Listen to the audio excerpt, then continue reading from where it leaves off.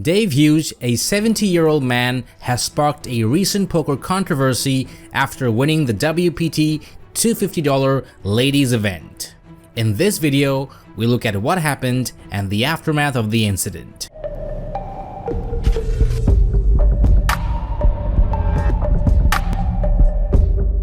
The tournament attracted 83 entries and offered up a $17,400 prize pool. Dave, a poker player from Florida, took advantage of local state laws over the weekend by entering the $250 ladies event. According to Florida state law, staff are not permitted to prevent men from attending female-only events, so Dave sat down to play.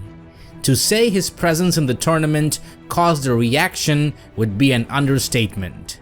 Not only were comments flying in from all corners of social media, pros were putting bounties on his head. Poker pro Ebony Kenny played in the event and put up $300 for anyone who busted Dave. We have Dave here, and I don't know if you can tell here, he's the only guy in this ladies event. So I put a $300 bounty on his head. And then Tamra and her husband matched it. So there's a $600 bounty on his head. He's already busted twice, so we love him for that. Thank you, Dave. Good luck. Not really. In fact, even Dave offered a bounty to anyone who would eliminate him, which was oddly strange and funny.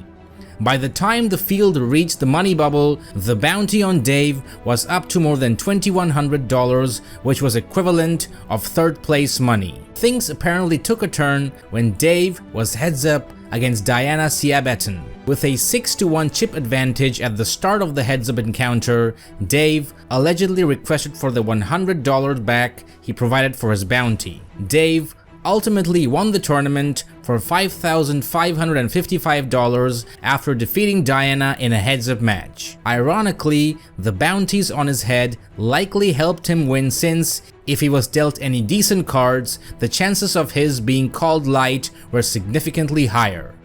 Many attendees found the victory unappealing, and it's understandable that there were some harsh criticisms on social media.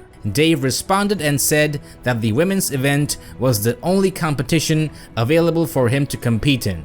Dave said that he drove over 5 hours from Orlando to visit a friend competing in the $7 million main event at the Seminole Hard Rock in Florida. Upon arriving to the poker tournament, Dave wanted to play a hand of poker but learned the only event available for participation was the ladies' No Limit Hold'em event. So Dave decided to play and said that the ladies are just as fierce, capable, and competitive as the men in poker and smell a lot better as well. Money used for Dave's bounty was subsequently given to the second place winner, since no other contestant was able to knock Dave out of the game. Men entering women's events is nothing new.